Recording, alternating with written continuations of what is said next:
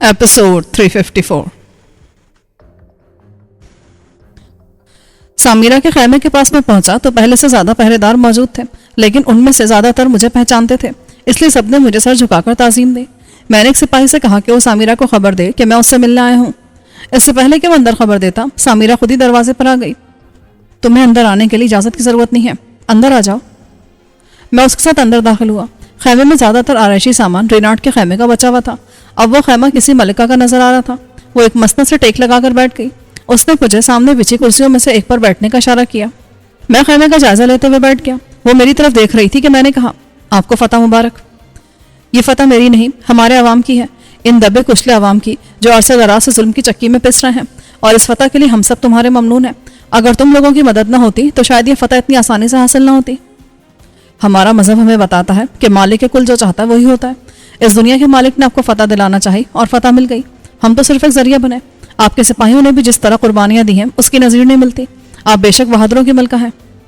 इन सब बातों को छोड़ो, मैंने किस लिए बुलाया है वो तुम्हें बताती हूँ। उसने कागज उठाया और मुझे दिखाते हुए कहा, मेरे खास मुखबिर ने खबर दी है कि पुजारी आइजोर एक घर में छुपा हुआ है, उसके साथ 2 बाहर के आदमी भी हैं। फिर तो हमें फौरन उसके खिलाफ कोई कदम उठा लेना चाहिए, वरना आगे चलकर वो हमारे लिए बहुत खतरनाक साबित होगा। बहुत बेहतर, लेकिन हम कौन सा कदम उठाएं? इसलिए कि मुखबिर ने खबर दी है कि वो एक कमरे में बंद हो गया है, बाहर से उसका कोई राब्ता नहीं है। हो सकता है वो किसी इमदाद का मुंतजर हो। सुबह होने में अब देर नहीं है। आपने आर्गोन में दाखिले का क्या सोचा है? पोपटने के साथ हम कूच करेंगे। सूरज की पहली किरण हम आर्गोन में देखेंगे। तो फिर आप सिपाहियों को तैयारी का हुक्म दे दें। हुक्म जारी हो चुका है। आर्गोन में दाखिले के वक्त तुम मेरे साथ रहोगे। जी बेहतर। अब मैं जरा अपने साथियों को भी खबर दे दूं कि वो चलने की तैयारी कर लें। मैं सामिरा के खैमे से निकला तो सिपाहियों में वही ताजगी, फतह और सरशारी महसूस की। सब अपने अपने कामों में लगे थे। लाशें अब तक जमा की जा रही थीं। मैं इधर उधर देखता हुआ उस तरफ बढ़ा जा रहा था जहां मैंने वसीम, सफीर और अब्दुल्ला को छोड़ा था। वो सब वहीं बैठे थे। मैंने उनके नजदीक पहुंचकर कहा, तैयारी कर लो, हमें पोपटने से पहले आर्गोन में दाखिल होना है और वहां हमारा दुश्मन हमारी ताक में है। कोई फिक्र की बात नहीं है, हमने भी चूड़ियां नहीं पहनी। सफीर ने इतरा कर कहा, क्या डेविड शाह का सुराग मिल गया? वसीम ने पूछा, डेविड का नहीं, लेकिन बड़े पुजारी आइजोर का सुराग लग गया है। वो एक घर में छुपा बैठा है। उसके साथ 2 आदमी और भी हैं जिनके बारे में इत्तला है कि वो बाहर के हैं। हो सकता है वो डेविड हो, क्योंकि वही पुजारी के साथ मोहब्बत से निकला था। तो फिर चले, देर किस बात की, 2 हाथ कर लेते उससे। मेरा इरादा भी यही था, लेकिन सामिरा का कहना है कि पहले आर्गोन पर हुकूमत हासिल कर ली जाए। अगर अभी छिड़ा तो फिर कोई परेशानी खड़ी हो सकती है। जब वो कुछ करते हैं तो संभाल लिया जाएगा। उन्हें पहले छिड़ना मुनासिब नहीं है। आसमान पर सुबह काजिब के आसार नजर आने लगे थे। सिपाहियों में जोशो खरोश साफ नजर आ रहा था, जबकि वो अभी खूनी जंग से फारिग हुए थे। मैं सोच रहा था कि कहीं अंदर दाखिल होते एक और जंग न शुरू हो जाए, इसलिए शहर की गलियों में सिर्फ छापामार जंग हो सकती है। पुजारी आइजोर कम सिपाहियों से भी छापामार जंग लड़ सकता है। उसके साथ डेविड है, वो उसे ऐसी शैतानी हरकत का बता सकता है। शायद इसीलिए पुजारी आराम से बैठा है। ऐसे ख्यालात में घिरा मैं सामिरा की फौज को सफबंदी करते देख रहा था। क्या बात है, तू इतना चुप चुप क्यों है? कोई खास खतरा महसूस कर रहा है क्या? सफीर ने पूछा। मैं सोच रहा हूँ कहीं शहर के अंदर छापामार जंग शुरू न हो जाए, उससे नाहक लोग मारे जाएंगे। ऐसा हो सकता है। डेविड जैसा शातिर जब शहर में मौजूद हो तो ऐसा होना बेदस कयास नहीं है। वो ऐसा ही चाहेगा कि आवाम को ढाल बनाकर कामयाबी हासिल कर ले। सफीर को भी फिक्र लाहक हो गई। इसका एक ही इलाज है कि हम उनके दाखिले से पहले शहर में दाखिल हो जाएं। लेकिन सामिरा ने मना किया है। अगर हम उसके मशवरे को ठुकरा कर शहर में दाखिल होते हैं तो वो बुरा मान जाएगी, और अगर वहां कोई ऐसी वैसी बात हो गई, बेकसूर शहरी लपेट में आ गए, तो उनका खून किसकी गर्दन पर होगा? सफीर ने पते की बात की। शहर में जैसे ही सामिरा की फौज दाखिल होती है और अवाम उसके इस्तकबाल के लिए घरों से निकलकर सड़कों पर आते हैं, उस वक्त डेविड कोई हरकत करेगा तो बेहिसाब लोग मारे जाएंगे, क्योंकि डेविड के पास आतिशी हथियार है, गोला बारूद का जखीरा है। भीड़ में भी एक गोला फटा या किसी ने मशीन गन चला दी तो सैकड़ों की तादाद में लोग मारे जाएंगे। अब मैं कुछ ज्यादा ही एक्साइटेड हो गया था। मेरी समझ में नहीं आ रहा था कि मैं क्या करूं, सामिरा की बात मानूं या सफीर के कहे पर अमल करूं। अभी मैं सोच ही रहा था कि दूर से बिगल फूकने की आवाज सुनाई दी। मैं समझ गया कि सामिरा ने कदम बढ़ा दिए। मैंने अपने साथियों की तरफ देखा। चलो, हमें चलना होगा। सफेदी शहर नमूदार हो चुकी थी। उस हल्की रोशनी में दूर तक फैली सामिरा की फौज नजर आ रही थी। अब उन लोगों ने बड़े बड़े परचम फैला लिए थे। आगे आगे सवार दस्ता था, उसके पीछे सामिरा की सवारी और उसके भी पीछे पैदल दस्ते। सबके सब निहायत नस्म-ओ-नस्म के साथ बढ़ते चले जा रहे थे। हम तीनों भी उस फौज का हिस्सा बनकर आगे बढ़ने लगे। तभी मेरी नजर एक ऐसे दस्ते पर पड़ी जिसमें कई शनासा चेहरे नजर आए। सबसे आगे अजरिट था। उसकी दाहिनी जानिब शार्ट और इमार थे, पीछे मार्ट और आयरट थे। गोया वो तमाम लोग जो मेरे साथ शहर में खिदमत अंजाम दे रहे थे। लगता था कि सबके सब जंग के मैदान में आ गए थे। मैं उनकी जानिब बढ़ा। जैसे उनकी नजरें मुझ पर पड़ी, उनके कदम बेदम से अलग हो गए। मैंने इशारे से उनको अपने करीब आने को कहा। ایک ایک کر کے وہ سب دستے سے باہر آ گئے۔ میں نے ایرٹ سے پوچھا، کہاں تھے اب تک؟ میرے کچھ اپنے بھی وطن کے نام پر مارے گئے ہیں، میں ان کو الگ کرا تھا، بھلے ہی وہ دشمن بن کر آئے تھے مگر تھے تو میرے اپنے، اس لیے ان کی لاشوں کو بے حرمتی سے بچا رہا تھا۔ اس کی آواز میں کسک تھی، وہ غمگین تھا لیکن اپنے حصے کی جنگ میں وہ پیچھے نہیں رہا تھا۔ روبرٹ سے ملاقات ہوئی؟ ہاں، اسے دیکھا تھا لیکن بات کرنے کا موقع نہیں ملا۔ میں سامرہ سے بات کروں گا، وہ تم دونوں کو اہم منصب دے کر اپنے قریب رکھے گی۔ اب ملکہ عالیہ ہمیں اس قابل سمجھیں گی؟ کیا وہ ہماری قربانیوں کو یاد رکھیں گے؟ کیوں نہیں، وہ تم دونوں کو عزیز رکھتی ہے۔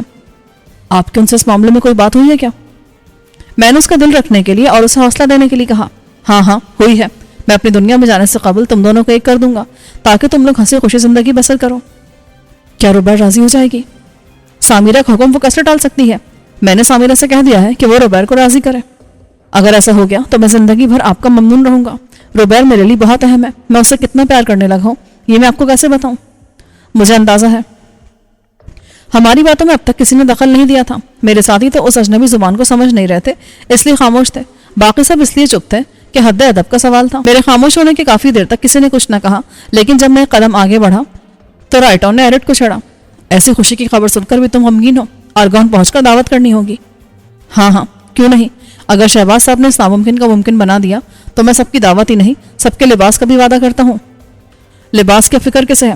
میں تو ملکہ عالیہ سے کہہ کر شعبہ ملبوسات کا افسر بن جاؤں گا۔ رائٹون نے کہا، مجھے بھی یہی امید ہے کہ ملکہ ہم سب کو اپنی پسند کا شعبہ دیں گی، میں فوج کے افسری کو ترجیح دوں گا۔ مارٹ نے بھی گفتگو میں حصہ لیا، وہ سب اپنی اپنی باتوں میں مشغول ہو گئے۔ میں اپنے ساتھیوں کے پاس آ گیا۔ اچانک ایک سپاہی میرے قریب آیا اور بولا، آرگون میں ایک بڑی خوشخبری آپ کی منتظر ہے۔ کون سی خوشخبری؟ مجھ سے کچھ کہا؟ کون سی خوشخبری؟ سپاہی نے حیرت بھرے انداز میں پوچھا۔ اب حیرت کا جھٹکا مجھے لگنا تھا کہ ابھی اس نے خود ہی کہا کہ آرگون میں میرے لیے خوشخبری ہے، پھر خود ہی کہہ رہا ہے کون سی خوشخبری۔ میں جھلا کر کوئی جواب دیتا کہ میرے ذہن میں ایک نام گونجا، برف والا۔ اس سے پہلے بھی تو وہ اپنا پیغام کسی نہ کسی ذریعے سے بھیج دیا کرتا تھا۔ میں سمجھ گیا، اس لیے اسے دستے کے اندر جانے کا اشارہ کر کے سفیر کی طرف مڑا۔ یہ سپاہی کیا کہہ رہا تھا؟ تمہارے چہرے کی رنگت کیوں بدل گئی؟ یہ برف والا عجیب ہے، اپنا پیغام ایسے بھیجتا ہے کہ عقل حیران رہ جائے۔ اسی کا پیغام تھا کہ آرگون میں ہمارے لیے خوشخبری منتظر ہے۔ اگر وہ ایسا ہے تو ہو سکتا ہے کہ وہ سچ بول رہا ہو، کوئی خوشخبری منتظر ہو۔ یہ بات تو ہے کہ اب تک اس کی ایک بھی بات غلط نہیں ہوئی، اب اس بات کو بھی دیکھ لیتے ہیں۔ باتوں کے درمیان وقت گزرنے کا احساس نہیں ہوا اور ہم آرگون کے مرکزی گیٹ پر پہنچ گئے۔ فصیل سے بنے اس دروازے سے اب تک ہم ایک بار بھی نہیں گزرے تھے۔ اس سے قبل جتنی بار بھی داخل ہوئے تھے تو چور دروازے سے، اور باہر بھی آئے تو دوسرے دروازے سے۔ اس دروازے پر پہرا زیادہ ہوتا تھا، لیکن آج یہ دروازہ کھلا ہوا تھا۔ اس کے سامنے اور اندر تک سامرہ کے سپاہی مستعد کھڑے تھے۔ انہوں نے اطلاع دی کہ میدان سے فرار ہونے والے بہت سے سپاہی شہر میں پناہ گزین ہیں۔ میں نے سامرہ کی طرف بڑھنا چاہا کہ اسے ہدایت دے سکوں، لیکن اس سے پہلے سامرہ کا نقارچی بڑے بھونپوں سے اعلان کرتا نظر آیا۔ وہ کہہ رہا تھا کہ اب اس شہر کی ملکہ سامرہ ہے، آرگون کے تخت کی اصل وارث۔ اس نے طویل جدوجہد کے بعد، بے مثال قربانیوں کے بعد، اس سرزمین سے ظلم و جبر کا نام و نشان مکمل طور پر مٹا دیا ہے۔ اب ہر ایک کا فرض ہے کہ نئی ملکہ کو خوش آمدید کہے، اس کی کوششوں کو سراہے، امن و امان قائم کرنے میں اس کا ہاتھ بٹائے۔ لیکن جو لوگ اس سے جنگ کر چکے ہیں ان کے لیے بھی ایک پیغام ہے، وہ خوفزدہ نہ ہو، وہ سب بھی اس سرزمین کے بیٹے ہیں، ہم سب ایک باپ کی اولاد ہیں، اس لیے ان کو عام معافی دی جاتی ہے۔ ان کے لیے اعلان ہے کہ وہ بھی ملک و ملت کی ترقی و خوشحالی کے لیے کوشاں ہو جائیں، ان سے کوئی باس پرس نہیں کی جائے گی۔ اس اعلان کا اثر بہت بہتر ثابت ہوا۔ وہ دروازہ جو اد کھلا تھا پوری طرح کھل گیا۔ ہم سب اندر داخل ہوئے۔ اندر داخل ہوتے ایک عجیب منظر نظر آیا۔ سڑک کے دونوں جانب شکست خوردہ سپاہی ہاتھ باندھے کھڑے تھے، ان کے سر جھکے تھے، ان کے پیروں کے پاس ان کے ہتھیار پڑے تھے۔ سامرہ نے ان کے پاس سے گزرتے ہوئے ان پر پھول پھینک کر اپنی خوشنودی کا اظہار کیا، جس کا خاطر خواہ فائدہ نظر آیا۔ اب وہ بھی سامرہ کے حق میں نعرے لگا رہے تھے۔ ہم ان کے قریب سے گزرتے ہوئے آگے بڑھتے چلے گئے۔ اب ہم محل کے سامنے تھے۔ یہ وہی محل تھا جہاں کسی عام آدمی کو نہیں آنے دیا جاتا تھا۔ محل تو محل، عمرہ کے علاقے میں بھی کسی عام آدمی کو جانے کی اجازت نہ تھی، اور آج اسی علاقے میں ہر کوئی آ جا رہا تھا اور خوش تھا، کسی چہرے پر خوف نہ تھا۔ سامرہ کی سواری محل کے دروازے پر رکی کہ وہ اترتے اترتے رک گئی۔ میں اس کے نزدیک ہی تھا، میری نظر اس پر پڑی تو میں بھی چونک گیا۔ اس کے چہرے پر غصے کی سرخی تھی، اور وہ محل کی سیڑھیوں کے نزدیک سر جھکائے بیٹھے ایک نوجوان کو بغور دیکھ رہی تھی۔ کون ہے یہ؟ میں نے نزدیک پہنچ کر پوچھا۔ یہ رینارڈ کا بیٹا ہے، اناس نام ہے اس کا، اس نے مجھے بہت ستایا ہے۔ لیکن آپ نے تو عام معافی کا اعلان کر دیا ہے نا، اسی لیے میں خاموش ہوں، ورنہ سے بھی قتل کروا دیتی۔ اب کیا چاہتی ہیں؟ یہ تو خود سر جھکائے بیٹھا ہوا ہے، لیکن اس کے چہرے پر غصے کی جھلک ہے، اسے نظر انداز نہیں کیا جا سکتا۔ اس سے پوچھیں کہ وہ کچھ کہنا چاہتا ہے تو بلا جھجک کہہ دے۔ کچھ کہنا ہے کیا تمہیں؟ سامرہ نے اناس کو مخاطب کیا۔ اب تک میں خود ہی تمام فیصلے کرتا رہا تھا، اپنی مرضی سے چل رہا تھا، لیکن جب سے سمیرہ نے فتح حاصل کی تھی میں نے خود کو اپنے تک محدود کر لیا تھا، کوئی بھی فیصلہ خود نہیں لے رہا تھا۔ میں نہیں چاہتا تھا کہ سمیرہ کی کسی بات سے اختلاف کروں یا اس پر اپنا فیصلہ تھوپوں، اس لیے میں اسے صرف مشورہ دے رہا تھا۔ اس وقت بھی میں نے اس سے بات کرنے کا مشورہ دیا اور لا تعلق ہو گیا۔ میں مڑنے ہی والا تھا کہ رک گیا۔ نوجوان کا لہجہ عجیب سا تھا، وہ کہہ رہا تھا، سمیرہ تم جو ہمارے ٹکڑوں پر پلتی رہی، کہ میرے باپ کی غلطی تھی کہ اس نے تمہیں صرف شہر بدر کیا، گردن نہیں ماری، اس لیے وہ اپنی جان سے کیا۔ اب بولو مجھ سے کیسے سلوک کرو گی؟ تمہارے لیے بھی معافی کا اعلان ہے۔ اب ریناٹ کا دور ختم ہو چکا ہے، ہر کوئی آزاد ہے، تم بھی آزاد ہو، دوسروں کی طرح تم بھی اپنے وطن کی خدمت کرو، اس کی ترقی اور خوشحالی کے لیے اپنی ذمہ داری نبھاؤ۔ میں کوئی بھکاری نہیں ہوں جو بھیک میں اپنا سر بچا لوں، میں ایک بہادر باپ کا بہادر بیٹا ہوں۔ تم یہ بھی جانتی ہو کہ شاہی خاندان کے لوگ زندہ گرفتار نہیں ہوتے، میدان جنگ میں لڑتے ہوئے جان دے دیتے ہیں، لیکن جنگ تو ختم ہو چکی ہے، لڑنے کا اتنا ہی شوق تھا تو میدان جنگ سے فرار کیوں ہوئے تھے؟ مجھے میدان میں جانے کی اجازت ہی نہیں ملی تھی، بابا نے مجھے شہر کا نصب و نسق سنبھالنے کو کہا تھا، میں اپنا فرض انجام دے رہا تھا، لیکن اب جب جنگ ختم ہو گئی اور میرے خاندان کو تخت سے محروم ہونا پڑا تو میرا فرض بنتا ہے کہ میں موت سے جنگ کروں، اور اس کا ایک ہی طریقہ ہے جس کی خبر تمہیں بھی ہوگی۔ تو کیا تم مجھ سے لڑنا چاہتے ہو؟ مگر میں بتا دوں کہ اب میں ملکہ ہوں، اس ملک کی مالک، اور ملکہ یا بادشاہ کبھی بھی کسی ایک آدمی سے نہیں لڑتے، وہ صرف جنگ کے میدان میں لڑتے ہیں۔ میں ایک بہادر باپ کا بہادر بیٹا ہوں، اس کا ثبوت میں خود دوں گا کہ بہادر کس طرح موت کو گلے لگاتے ہیں۔ یہ سورج جو ہمارا تمہارا آقا ہے، جو آہستہ آہستہ طلوع ہو رہا ہے، یہ بھی آج اپنے اس غلام کی بہادری دیکھے گا۔ میں بتاؤں گا کہ بہادر کسے کہتے ہیں، میں لڑتے ہوئے اپنی جان دوں گا۔ تم ایک کے بعد ایک اپنے بہادر سپاہی کو بھیجو، میں اس سے اس وقت تک لڑتا رہوں گا جب تک میں مر نہیں جاتا۔ اگر خود لڑنا نہیں چاہتی ہو تو کسی کو میرے مقابلے میں بھیج دو۔ اس نے کھڑے ہوتے ہوئے کہا۔ اس کے قدموں میں ایک نیزہ رکھا تھا، وہ اس نے اٹھا لیا اور پھر بولا، میرا یہ نیزہ بہت سے لوگوں کا خون پی چکا ہے، لیکن یہ کئی ماہ سے پیاسا ہے، جس کو تم بہادر سمجھتی ہو اسے بھیجو۔ اس میدان میں کسی نہ کسی کا خون بہنا ہے، یہ خون تمہاری تاجپوشی پر قربانی ہے۔ نہیں، تم منتخب کرو کہ کس افسر یا سپاہی سے لڑنا چاہتے ہو، میں تمہاری خواہش پر چلوں گی، جلدی بولو۔ اس نے ادھر ادھر دیکھا، سمیرہ کی سواری کے ساتھ تمام بڑے افسر چل رہے تھے، ہر دستے کے سردار تھے، وہ ان سرداروں کو نظروں سے تول رہا تھا۔ کئی ایک بار نظریں گھمانے کے بعد اس کی نظر میناٹ پر ٹھہر گئی۔ یہ میں اس سے اپنا پرانا حساب بھی چکانا چاہتا ہوں، اسے اپنی نیزہ بازی پر بہت ناز ہے نا، آج میرے نیزے کا بھی کمال دیکھ لئیے۔ اب کوئی ایک بچے گا، میں یا پھر یہ، اسے بھیج دو میرے مقابلے پر۔ تم خود ہی مرنا چاہتے ہو تو بات دوسری ہے، میں پھر بھی منع کروں گی کہ اس سے الجھنے کی کوشش نہ کرو، یہ نیزہ زنی میں ماہر ہے، اگر کوئی پرانی دشمنی ہے بھی تو میں اسے دوستی میں بدلنے کی پیشکش کرتی ہوں۔ میں نے کہا نا کہ میں فقیر نہیں ہوں اور نہ مجھے خیرات میں ملی زندگی چاہیے۔ اس نے 2 سال پہلے آرگون میں چوروں کی طرح داخل ہو کر میری پسندیدہ لڑکی سے شادی کی اور اسے فرار کرا کے لے گیا، اب اس لڑکی کو بیوہ کرنے کی ذمہ داری میری ہے۔ اس سے پہلے کہ سمیرہ کچھ کہتی، میناٹ نے آگے بڑھ کر سر جھکا کر سمیرہ کو تعظیم دی، پھر بولا، ملکہ عالیہ، یہ عیاش و مکار میری حمیت پر ہاتھ ڈالنا چاہتا تھا، اس لیے میں اسے سبق دینے کی خاطر ایک رات چھپ کر آرگون میں داخل ہوا اور اپنی عزت کو بحفاظت لے کر آ گیا۔ اب یہ پھر میری غیرت کو للکار رہا ہے تو اس کو سبق سکھانے کی اجازت دی جائے مجھے، میں ابھی اس بڑبولے کو خاموش کرا دیتا ہوں۔ سمیرہ نے اس کی طرف حوصلہ افزا نظروں سے دیکھا، میناٹ کے ہاتھ میں اس وقت بھی میرا بنایا ہوا کلہاڑا تھا۔ مجھے اجازت دی جائے، میں زندگی بھر ممنون رہوں گا آپ کا۔ اجازت ہے، کیونکہ یہ اسی کی خواہش ہے، جب یہ مرنے کا خواہش مند ہو چکا ہے تو میں کیا کر سکتی ہوں؟ پھر بھی اس سے یہی کہوں گی کہ ابھی بھی موقع ہے کہ سوچ لے۔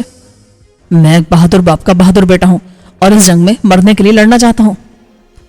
ان دونوں کے درمیان مقابلہ ہوگا، یہ خبر پوری فوج میں پھیل گئی، ہر کوئی اس جنگ کو دیکھنے کے لیے بےتاب نظر آنے لگا۔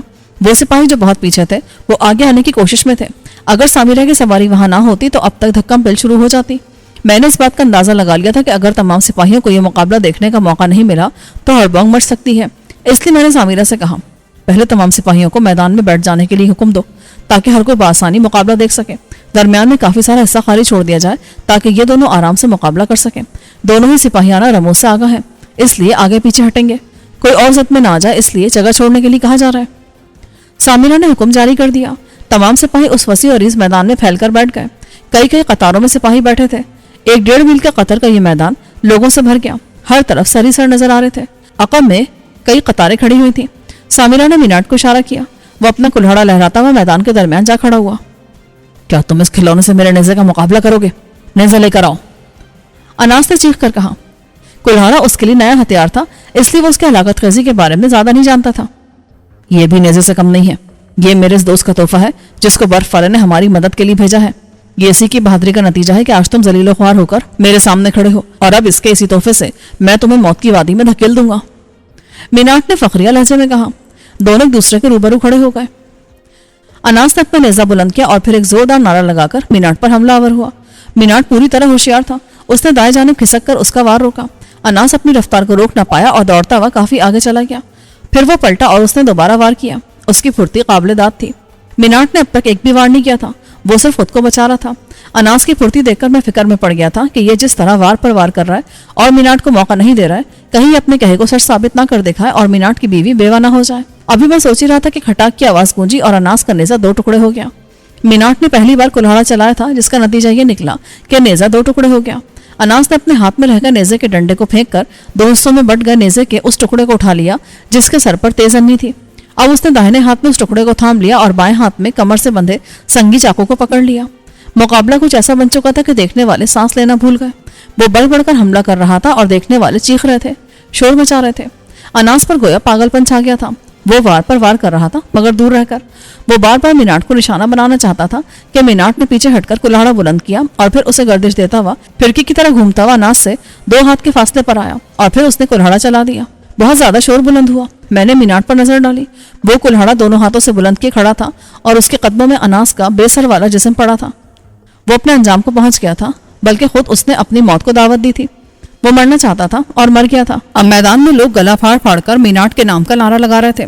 सामिरा ने मीनाट को फतेहयाब देखकर उसकी तरफ एक फूल फेंका, जो इस बात का इशारा था कि वो इनाम का हकदार है। वो अब सवारी से नीचे उतर आई थी। उसने महल की सीढ़ियों की जानिब कदम बढ़ा दिए।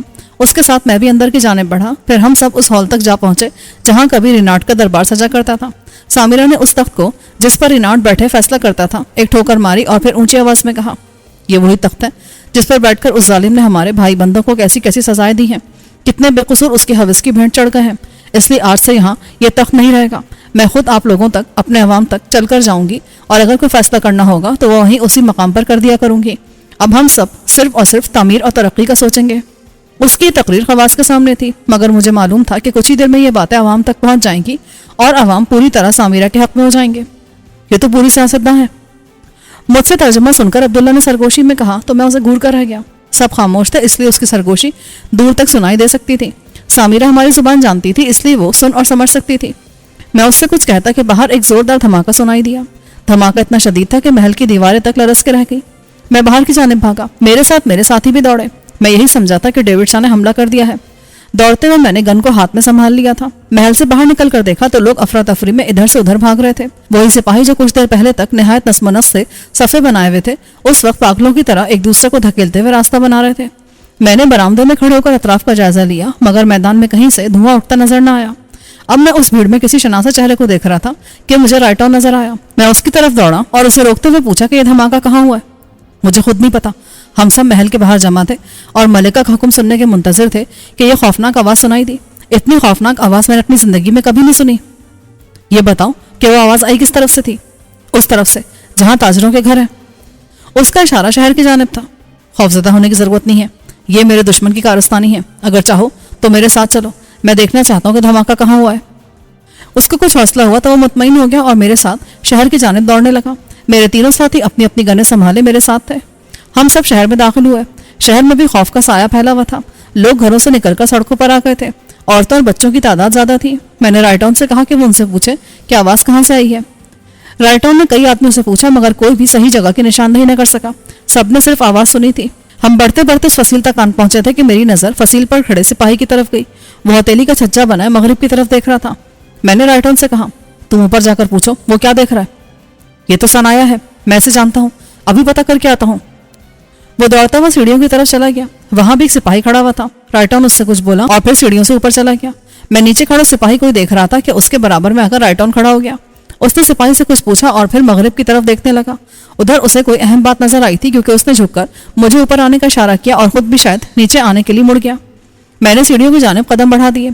वहां खड़ा सिपाही सामिरा की फौज का था, इसलिए उसने मुझे देखते ही सर झुकाकर ताजीम दी। मैं ऊपर की जानिब बढ़ने लगा। अभी आधा रास्ता भी तय न कर पाया था कि राइटॉन ऊपर से उतरता दिखाई दिया। उसने करीब पहुंचते ही कहा, धमाके की जगह नजर आ गई है। पहले बाग में धमाका हुआ है, वहां से अब तक धुआं उठ रहा है।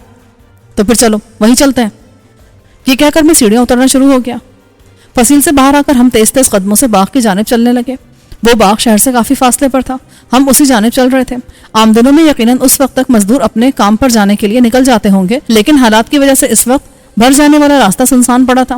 راستے کے دونوں جانب جھاڑیاں تھیں، ان میں کچھ بھی ہو سکتا تھا، لیکن ہم بے خطر آگے بڑھے چلے جا رہے تھے. جیسے جیسے باغ نزدیک آ رہا تھا، ہوا میں پھیلی بارود کی بو تیز ہوتی جا رہی تھی. دھواں اٹھتا نظر آ رہا تھا. آہستہ آہستہ ہم باغ کے قریب پہنچ گئے. اندر داخل ہوتے ہی وہ مقام نظر آ گیا جہاں پر دھماکہ ہوا تھا. وہ ایک جھونپڑی تھی، کافی بڑی جھونپڑی جو یقیناً پہرے داروں کے تصرف میں رہتی ہوگی. آگ کی لپیٹ میں آ کر وہ راکھ کا ڈھیر بن گئی تھی. آس پاس کے پیڑ بھی جھلس گئے تھے. کافی دور تک تباہی کے آثار پھیلے ہوئے تھے. کئی بلند اور تناور درخت بھی جھلسے ہوئے تھے. ایسا لگ رہا تھا کہ یہاں بارود کا ذخیرہ تھا جس میں کسی طرح آگ لگ گئی تھی. میں کچھ اور نزدیک پہنچا تھا کہ ٹھٹک گیا. اس جلی ہوئی جھوپڑی سے کافی دور ایک بڑے سے پیڑ کے نیچے ایک شخص لیٹا ہوا نظر آیا. اس کا لبادہ بتا رہا تھا کہ وہ مقامی ہے. میں اس کی طرف بڑھا ہی تھا کہ رک جانا پڑا. میں تو اس بندے کی طرف بڑھ رہا تھا اور رائٹ آن اس جھوپڑی کو قریب سے دیکھنے کے لیے بڑھ رہا تھا. میں نے اسے آواز دی، رک جاؤ، ہو سکتا ہے کہ گولا یا بارود سے بنی چیز ابھی آگ سے محفوظ ہو اور وہ پھٹ جائے. ابھی ادھر نہ جاؤ. وہ رک گیا. اس نے الٹے پیر پیچھے ہٹنا شروع کر دیا. پھر وہ میرے قریب آ کر بولا، آپ نے تو مجھے ڈرائی دیا. حقیقت بتائی ہے، پتہ نہیں جھونپڑی میں کون ٹھہرا ہوا تھا، اس کے پاس کتنا آتشی اسلحہ تھا، کس کس قسم کے ہتھیار تھے. سنا تو یہ کہ ڈیوڈ اپنے ساتھ بہت سارا اسلحہ لے کر آیا ہے. پھر اس نے ہوائی جہاز کے ذریعے بھی گولہ بارود منگوایا ہے. اس نے جن لوگوں کو بلایا ہے ان میں بارود ایکسپرٹ بھی ہوں گے. لگتا ہے انہی میں سے کوئی یہاں ٹھہرا ہوا تھا اور کچھ تیار کر رہا ہوگا کہ بارود میں آگ لگ گئی. اس جھونپڑی میں کون رہ رہا تھا اس کا پتہ بھی چل جاتا ہے. اس نے بھی زخمی کو دیکھ لیا تھا جو پیڑ کے نیچے پڑا تھا. اس شخص کے قریب پہنچ کر میں نے اس کی نبض دیکھی. وہ چل رہی تھی لیکن وہ بری طرح زخمی تھا. جہاں وہ گرا تھا وہ جگہ خون سے بھر گئی تھی. گویا اس کے جسم سے کافی سارا خون بہہ چکا تھا. گو کے زخم چھوٹے چھوٹے تھے مگر بہت سارے تھے. میں نے رائٹن سے کہا، دیکھو اگر کہیں سے پانی مل سکے تو اسے ہوش میں لانے کی تدبیر کرتا ہوں. وہ رہا اس کا چھاگل.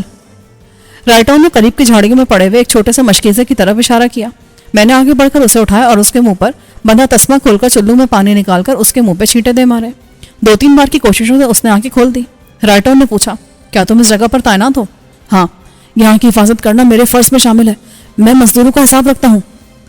اس نے کرہاتے ہوئے رک رک کر کہا، اس جھونپڑی میں کون رہ رہا تھا؟ اس میں میمار کا ایک دوست اپنے ساتھیوں کے ساتھ کل سے ٹھہرا ہوا تھا.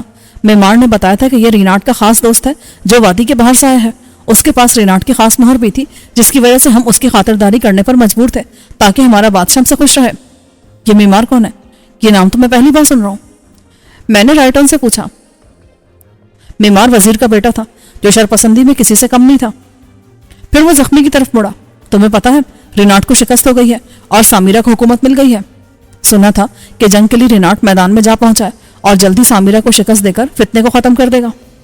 وہ مارا گیا ہے، اس کی فوج پسپا ہو گئی ہے. زیادہ تر سپاہیوں نے ہتھیار ڈال دیے ہیں اور اب وہ سامیرا کو تخت پر بٹھانے والے ہیں.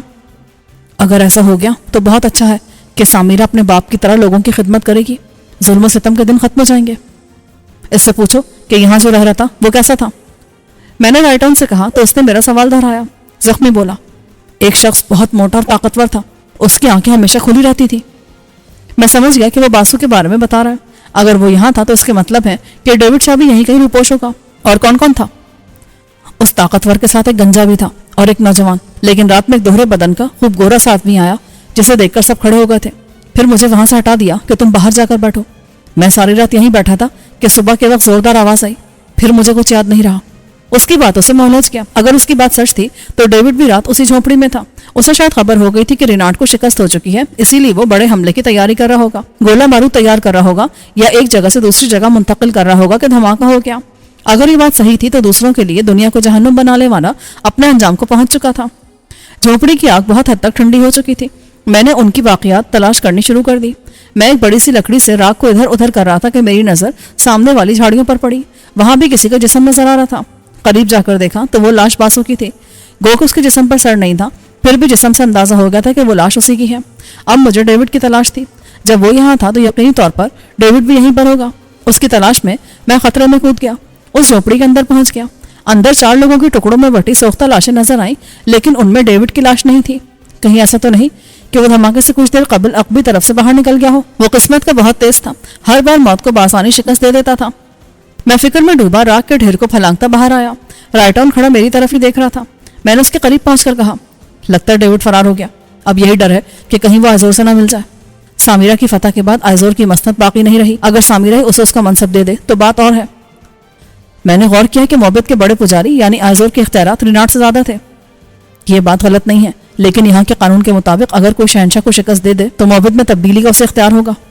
ہم باتیں کرتے ہوئے باغ کے دروازے پر پہنچے تھے کہ قریب کی جھاڑیوں میں مجھے ایک کٹا ہوا سر نظر آیا اور میں تیزی سے اس کی طرف لپکا۔ وہ سر ڈیوڈ شاہ کا تھا۔ لگتا تھا دھماکے کے وقت وہ قریب ہی تھا، اس لیے اس کا سر اچھل کر دور جا گرا۔ میں نے کبھی کسی لاش کی بے حرمتی نہیں کی تھی، لیکن اس شخص کو دیکھ کر مجھے رحم نہ آیا۔ اس نے کس طرح سازشوں کا جال پھیلا رکھا تھا یہ میں بھولا نہیں تھا۔ اس کو بہت پہلے مر جانا چاہیے تھا۔ میں بے حصہ بنا وہاں سے نکل پڑا۔ اب مجھے جانے کی جلدی پڑ گئی تھی۔ میرے تقریباً تمام کام انجام پا گئے تھے اور اب صرف اپنے ساتھیوں کو اور راجہ صاحب کو ساتھ لینا تھا، پھر پاکستان پہنچ کر اپنے اولین دشمنوں سے دو ہاتھ کرنا تھا، جس کی وجہ سے میری زندگی سے چین و سکون ختم ہوا تھا۔ وہاں سے ہم فصیل کے پاس آئے تو میرے ساتھی میرے منتظر تھے۔ کہاں چلے گئے تھے؟ ہم کب سے آپ کو ڈھونڈ رہے تھے۔ وسیم نے شکوہ کیا۔ اپنے سب سے بڑے دشمن کا آخری دیدار کرنے گیا تھا۔ کیا مرشد بھی یہاں پہنچ گیا؟ کیونکہ ڈیوڈ تو پہلے سے ہی موجود ہے۔ مرشد نہیں، ڈیوڈ شاہ۔ اس نے ہمارا کام آسان کر دیا۔ اس کی لاش دیکھ کر آ رہا ہوں۔ ارے واہ، کہاں ہے اس کی لاش؟ وسیم نے خوش ہو کر پوچھا۔ وہ اپنے انجام کو پہنچ گیا۔ اگر زندہ ہوتا تو ہزار قسم کی سازشیں رچتا، ان معصوم لوگوں کو اپنے مفاد کے لیے استعمال کرتا۔ اس کے لیے جو ہوا اچھا ہی ہوا۔ اب چلو سامرہ سے مل کر راجہ صاحب کے پاس چلتے ہیں۔ اب مجھے اپنا وطن بہت یاد آ رہا ہے۔ وطن یا پھر سویرا؟ سفیر نے چٹکی لی۔ تم جو جی چاہے سمجھو۔ باتوں کے درمیان پتہ بھی نہ چلا اور ہم محل کے سامنے پہنچ گئے۔ اب تک وہاں اسی طرح لوگ جمع تھے، ہنسی ٹھٹول ہو رہا تھا، لوگ ایک دوسرے کو مبارکباد دے رہے تھے۔ میں ان کے درمیان سے ہوتا ہوا اندر کی جانب بڑھا۔ دروازے پر پہرے دار موجود تھے۔ ان سپاہیوں کے ہاتھ میں نیزے بھی تھے اور ترکش و کمان بھی، لیکن انہوں نے مجھے یا میرے ساتھیوں سے کچھ نہ کہا اور نہ ہی روکنے کی کوشش کی، بلکہ سر جھکا کر تعظیم دی۔ ہم اندر داخل ہوئے، بڑے ہال نما کمرے سے گزر کر دوسرے کمرے میں آئے۔ مجھے یہاں کا ایک ایک کمرہ یاد تھا، اس لیے میں بلا جھجک اندر بڑھتا گیا۔ بالآخر میں اس کمرے میں جا پہنچا جہاں سامرہ اپنی فوج کے افسران کے ساتھ بیٹھی مشاورت کر رہی تھی۔ وہ مجھے دیکھتے ہی بولی، کچھ کہنا چاہتے ہو؟ جی ہاں، اگر اجازت ہو تو میں قلعے تک جانا چاہتا ہوں، راجہ صاحب سے ملنا ضروری ہے۔ ڈیوڈ کا کیا بنا؟ وہ اپنے انجام کو پہنچ گیا ہے۔ اس کی لاش ٹکڑوں میں دیکھ کر آئے ہوں۔ کچھ دیر پہلے جو دھماکہ سنا گیا تھا وہ اسی جگہ ہوا تھا جہاں وہ ٹھہرا ہوا تھا۔ اوہ، یہ کیسے ہوا؟ شاید وہ بارودی ہتھیار ادھر ادھر کر رہا ہوگا جو آپس میں ٹکرا گئے یا گرمی سے پھٹ گئے۔ وہ جگہ گڑھے میں بدل گئی، جھونپڑی راک کا ڈھیر بن گئی ہے۔ اس کے جتنے بھی ساتھی تھے سب کے چیتھڑے اڑ گئے۔ میں نے 4 لاشیں گنی ہیں۔ تو گویا اب ایسا کوئی دشمن نہیں بچا جو خطرہ بنے؟ نہیں، ابھی محمد کا بڑا پجاری آزور، اس کے بارے میں سنا ہے کہ وہ گھر میں محصور ہو کر بیٹھا ہے۔ تمہیں کیسے پتا؟ آپ ہی نے بتایا تھا کہ خبر مصدقہ ہے۔ یوں بھی اب یہاں کی ملکہ میں ہوں، میں نے ملک فتح کر لیا ہے۔ ہمارا قانون ہے کہ فاتح اپنی مرضی کا پجاری رکھ سکتا ہے، یعنی میں اسے اس کے عہدے سے ہٹا سکتی ہوں۔ یہ بات کی بات ہے، میں قلعے کی طرف جانا چاہتا ہوں کیونکہ راجہ صاحب سے ملاقات کرنا ضروری ہو گیا ہے۔ اگر ابھی جانا چاہتے ہو تو میں سواری کا انتظام کر دیتی ہوں، لیکن تم تھکے ہوئے ہو، اتنا فاصلہ کیسے طے کرو گے؟ شام تک میں بھی قلعہ پہنچ رہی ہوں، بس کچھ انتظامات کرنے ہیں، اگر رک جاؤ تو ساتھ چلتے ہیں۔ نہیں، اب مجھ سے راجہ صاحب سے دوری برداشت نہیں ہو رہی، پھر ان سے چند اہم امور پر تبادلہ خیال بھی کرنا ہے، میں بھی انتظام کرتی ہوں۔ یہ کہہ کر سامرہ نے اپنے قریب بیٹھے ایک آدمی سے کچھ کہا اور وہ اٹھ کر باہر نکل گیا۔ تب وہ مجھ سے بولی، یہ سواری کا انتظام کرنے گیا ہے، اپنے ساتھیوں کو جمع کر لو۔ سب ساتھی ہیں، مجھے اجازت دیں، میں باہر کھڑا ہوں۔ ٹھیک ہے، رات میں ملاقات ہوگی۔ اجازت ملتے ہی میں باہر آ گیا۔ اپنے ساتھیوں کو لے کر میں اس جانب بڑھا جہاں شاہی سواریاں کھڑی کی جاتی تھیں۔ میرا اندازہ صحیح نکلا، سامرہ نے جسے بھیجا تھا وہ وہاں کھڑا ایک رت نما گاڑی کو تیار کرا رہا تھا۔ میں نے اس کے نزدیک پہنچ کر پوچھا، کیسی پر جانا ہے؟ جی ہاں، بس یہ ابھی تیار ہو جائے گی۔ اس نے صحیح کہا تھا، بمشکل آدھے گھنٹے میں وہ سواری تیار ہو گئی۔ کوچوان نے ہمیں اندر بیٹھنے کا اشارہ دیا اور ہم سب قلعے کی جانب چل پڑے۔ سواری تیزی سے قلعے کی جانب بڑھی چلی جا رہی تھی۔ آخر کار ہم میدان جنگ کو عبور کر کے قلعے کے بہت نزدیک پہنچ گئے۔ قلعے کا علاقہ ویران سا نظر آ رہا تھا، اس لیے کہ یہاں کے زیادہ تر مکین آرگون گئے ہوئے تھے۔ یہ ایک بہت بڑی کامیابی تھی۔ یہاں رہ رہے لوگ اصل میں وہیں کے رہائشی تھے جو ریناٹ کے ظلم و ستم سے گھبرا کر یہاں چلے آئے تھے اور ان کے لیے شہر کا دروازہ بند ہو گیا تھا۔ ہم سب خاموشی سے اندر کی طرف بڑھے۔ اتنے دنوں بعد راجہ صاحب سے ملاقات ہونا تھی۔ شہباز، تم؟ آخر ہماری یاد آئی گئی۔ کمرے میں داخل ہوتے ہی میں نے پہلی آواز سنی تھی۔ میں نے جھکی نظروں کو اٹھا کر اس بیڈ کی طرف دیکھا جس پر راجہ صاحب لیٹے ہوئے تھے۔ جب سے میں نے سنا ہے کیا پا چکے ہیں تو میں ملنے کے لیے بےتاب تھا، اب جا کر فرصت ملی تو حاضری دی ہے۔ سامرہ ابھی تک اپنے جھمیلوں میں پھنسی ہوئی ہوگی، وہ شام تک آ جائیں گی۔ میں نے ان کے بیڈ پر بیٹھتے ہوئے کہا۔ میرے ساتھی سامنے والی کرسیوں پر قبضہ جما چکے تھے، لیکن عبداللہ احتراماً کھڑا تھا۔ راجہ صاحب نے اس کی طرف دیکھا۔ تم بھی بیٹھ جاؤ۔ پھر انہوں نے مجھ سے کہا، اب کیا ارادہ ہے؟ اچھا کیا جو آپ نے بات چھیڑ دی، میں یہاں اپنی مرضی سے نہیں آیا تھا، زبردستی بھیجا گیا تھا، لیکن یہاں کر جو کام نمٹانے تھے وہ نمٹا لیے ہیں۔ سب سے اہم بات یہ ہے کہ ڈیوڈ شاہ کی لاش دیکھ لی ہے۔ اسے تم نے مار دیا؟ میں نے نہیں، اسے اس کی قسمت نے دھوکہ دیا۔ वो अपने ही बारूद का शिकार हो गया। तो अब तुम यहाँ से जाना चाहते हो? जी हाँ, पाकिस्तान में बहुत से काम पेंडिंग पड़े हैं, उनको निपटाना चाहता हूँ। लेकिन यहाँ से निकलोगे कैसे? बाहर जाने का रास्ता याद है? नहीं, वो आप बताएंगे। मुझे खुद इल्म नहीं है। गुज़िश्ता बार तो मुझे यहाँ से ज़बरदस्ती बाहर किया गया था। उस रास्ते का इल्म सिर्फ बर्फ वाले को है, वही तुम्हें यहाँ से निकाल सकता है। तो क्या आपका इरादा नहीं है? आप नहीं जाएंगे? तुम मेरे बेटे जैसे हो, तुमसे क्या छुपाना। मैंने एक लंबी जिंदगी गुजार दी है, अपने हिस्से के तमाम काम निपटा दिए हैं। फिर मुझे जिस मुझी बीमारी ने घेर लिया है उसका सही इलाज हमारे यहाँ कहाँ है? मुझे तो कहा गया था कि अब सिर्फ 1 हफ्ता बाकी रह गया है, लेकिन यहाँ आने के बाद यहाँ के हकीम ने ऐसी ऐसी जड़ी बूटियां इस्तेमाल कराई कि अब लगता ही नहीं है कि मैं बीमार हूँ। रग रग में उसने कुव्वत भर दी है। गोया बाप बाकी जिंदगी यहीं गुजारना चाहते हैं। सही कहा, अब मैं यहीं रहूंगा। वहां मेरी औलादें हैं, उनसे मेरा नाम चलता रहेगा। राजा साहब की बातों ने मुझे उलझा दिया था। बर्फ वाले से कोई रास्ता नहीं था। अब हम बाहर निकलें तो कैसे निकलें? ऐसा करो, कुछ देर आराम कर लो, सामीरा आ जाए तो वही कोई ना कोई रास्ता निकाल लेगी। राजा साहब ने मुस्कुराते हुए कहा। अब वहां रहना फजूल था। मैं उठ गया। मुझे खड़े होते देखकर राजा साहब ने अब्दुल्ला से कहा, शहबाज का बिस्तर बराबर वाले कमरे में लगाने का कह दो। मैं अब्दुल्ला के साथ उस कमरे में आ गया। काफी बड़ा कमरा था। 2 बड़े बड़े तख्त बिछे हुए थे, एक पर मैं और दूसरे पर सफीर और वसीम लेट गए। मैं लेटा था कि पुरसुकून होकर लाहेअमल बनाऊंगा, मगर गुज़िश्ता रात जागते हुए गुजरी थी और गुज़िश्ता दिन मैदान जंग की थकन से भरा हुआ था, इसलिए आंखें खुद ब खुद बंद होती चली गईं। मैं बेखबरी की नींद में डूब गया।